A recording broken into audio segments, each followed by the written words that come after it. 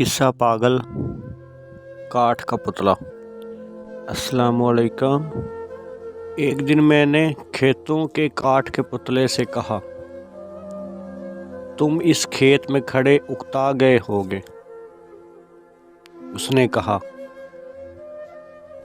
جانوروں کو ڈرانے کی لذت اس قدر احمق اور دیرپا ہے، میں اس سے کبھی نہیں اکتاتا۔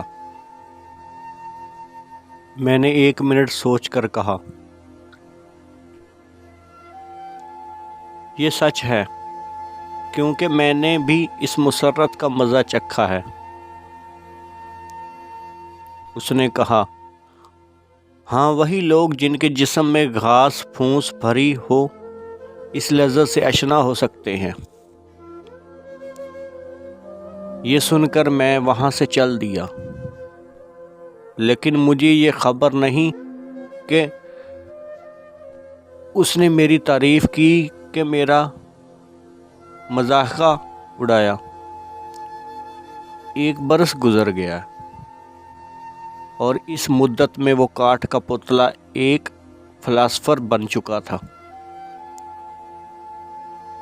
اور جب میں نے دوبارہ اس کے پاس سے گزرا تو میں نے دیکھا کہ اس کے سر 2 کووں نے گھونسلہ بنا رکھا ہے۔